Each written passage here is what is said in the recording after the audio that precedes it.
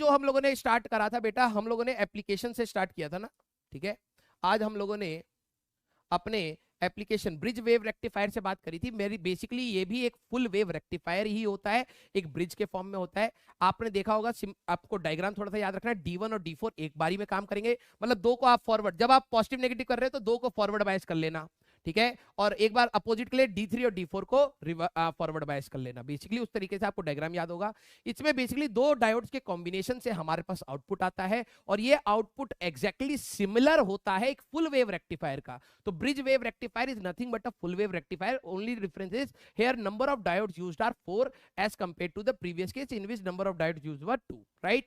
यहां पर भी फिल्टर सर्किट का कंसेप्ट होता है, जहां पर हम लोग एक कैपेसिटर यूज करते हैं, उसके पास एसी और डीसी दोनों आते हैं, वो एसी से चार्ज हो जाता है और डीसी को रजिस्ट करता है, अपने अंदर नहीं घुसने देता, तो वो आउटपुट में चला जाता है, तो हमें आउटपुट में डीसी करंट मिल रहा होता है, राइट। तो हम लोगों ने इसके बाद एफिशिएंसी की बात करी थी, एक की 40% एफिशिएंसी थी, 40.6, और एक की 80.2, ठीक है। एफिशिएंसी बेसिकली होता है कि कोई भी रेक्टिफायर कितना काम कर पा रहा है, कितना एसी को डीसी कन्वर्ट कर पा रहा है। तो हाफ वेव रेक्टिफायर की जो एफिशिएंसी है बेटा, क्योंकि कोई भी सर्किट, सर 50% क्यों नहीं है, वो तो आधे को ही कर पाता है, क्योंकि आपको भी पता है कि एक्चुअली में कोई भी सर्किट होता है उसके रेजिस्टेंस पार्ट्स भी होते हैं, कैपेसिटर आप यूज कर रहे हो उसका भी रेजिस्टेंस होता है, वायर्स यूज करोगे उसका भी रेजिस्टेंस होता है, तो एग्जैक्टली आपके पास 50% एफिशिएंसी नहीं आ पाती है। और आपने आउटपुट कर्व भी देखा था, तो थोड़ा सा वेवी रह जाता है, तो 100% एफिशिएंट हमारे पास आउटपुट नहीं आता है।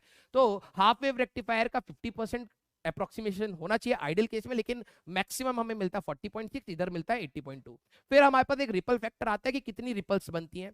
तो हमारे पास रिपल फ्रीक्वेंसी जो यहाँ पर 50 थी, तो वहां पर भी 50 रहती है, और यहाँ पे डबल हो जाती है तो 100 आता है, राइट। फिर इसके बाद हम लोगों ने पढ़ा था ब्रेकडाउन किस टाइप के होते हैं हमारे पास डायोड में।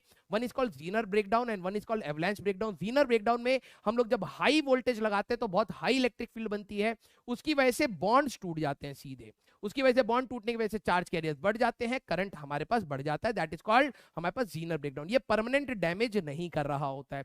Where as in avalanche breakdown, जब हम लोग एक रिवर्स बायस में वेरी हाई वोल्टेज लगाते हैं, तो इलेक्ट्रिक फील्ड की वजह से हमारे पास जो ये चार्ज कैरियर्स हैं वो बहुत तेजी से चलते हैं, और ये दूसरों को टकराते हैं डिप्लीशन लेयर में, और बॉन्ड्स तोड़ देते हैं और चार्जेस बढ़ते हैं, विच इज एवलांच ब्रेकडाउन। इससे डिवाइस परमानेंटली डैमेज हमारे पास हो जाता है। हम लोगों ने 4 या 5 टाइप के मेन कंसेप्ट्स को देखा था एप्लीकेशन में। हमारे पास सबसे पहला था जीनर डायोड, ठीक है। Zener diode is used as a voltage regulator. हम लोग उसको रिवर्स बायस में यूज करते हैं।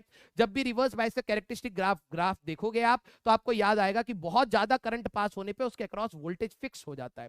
तो आप कभी भी सर्किट को नॉर्मली सॉल्व करिए और एक डायोड को देखिए कि उसके अक्रॉस वोल्टेज जीनर वोल्टेज से ज्यादा अप्लाइड है। When V is greater than VZ, तो मैं जीनर डायोड को हटा के अपोजिंग बैटरी बना लूंगा, अपोजिंग बैटरी हम लोग बना लेंगे, और वो वोल्टेज को फिक्स कर देगा। फिर हमारे पास था लाइट एमिटिंग डायोड। इसमें क्या होता है, हम लोग फॉरवर्ड बायस में नॉर्मल डायोड को फॉरवर्ड बायस में यूज करते हैं। क्यों? क्योंकि वो रिकॉम्बिनेशन करवाता है, और कई ऐसे डायोड्स पाए गए जिनके रिकॉम्बिनेशन से जो लाइट निकलती है वो विजिबल लाइट रीजन में पड़ती है, तो हमें उन डायोड में से लाइट निकलती हुई दिखती है। Those are called light emitting diode. Next is photo diode. Photo diode का मेन काम था अंधेरे में लाइट को डिटेक्ट करना। तो हम लोग एक नॉर्मल डायोड को ही रिवर्स बायस में यूज करते हैं। रिवर्स बायस में उसके अपने अंदर एक नॉर्मल करंट बन रहा होता है माइनॉरिटी कैरियर्स की वजह से, which is called dark current. लेकिन जैसे ही उस पर लाइट गिरती है, बॉन्ड्स टूटते हैं, इलेक्ट्रॉन पेयर्स बनते हैं, तो करंट थोड़ा सा स्पाइक अप करता है, थोड़ा सा इंक्रीज करता है, तो हम लोग डिटेक्ट कर पाते हैं। Whereas in solar cell हम लोग कोई बायसिंग नहीं रखते। हम लोग डिप्लीशन लेयर पे लाइट गिराते हैं, एक साइड पी में पी होल्स एक्यूमुलेट होते हैं, एन में हमारे पास इलेक्ट्रॉन्स एक्यूमुलेट होते हैं। और जब हम लोग उसको सर्किट में यूज करते हैं, तो एक ग्राफ आता था इस टाइप से, जिसमें वोल्टेज, जब करंट नहीं यूज कर रहे तो वोल्टेज मैक्सिमम दिखाएगा, और जब आप करंट यूज करने लगते हो तो वोल्टेज ड्रॉप्स टू 0 हो जाता है। फिर हम लोगों ने बात करी थी ट्रांजिस्टर्स की। ट्रांजिस्टर्स हमारे पास एक ऐसे डिवाइसेस होते हैं जो लो इनपुट रेजिस्टेंस से हाई आउटपुट रेजिस्टेंस हमें प्रोवाइड कर रहे होते हैं। मींस हमारे पास इनपुट साइड जो हमें मिलेगा वो कम रेजिस्टेंस है, लेकिन आउटपुट साइड हमारे पास हाई रेजिस्टेंस होता है। फायदा ये होता है कि हम लोग अगर इनपुट साइड से, जैसे समझो इनपुट साइड से मैंने कुछ करंट भेजा, वो आउटपुट में जाएगा। अभी मैंने दिखाया था IE इक्वल टू IC, जो मैं इनपुट साइड में करंट भेजूंगा वो आउटपुट साइड में करंट जाएगा, और जब वो आउटपुट साइड में करंट जाएगा रेजिस्टेंस हाई रखने से वोल्टेज हाई डेवलप करेगा, तो हमें कहीं ना कहीं एम्पलीफिकेशन टाइप से चीजों को हम लोग प्राप्त कर सकते हैं, तो वो उनका फायदा बनता है, राइट।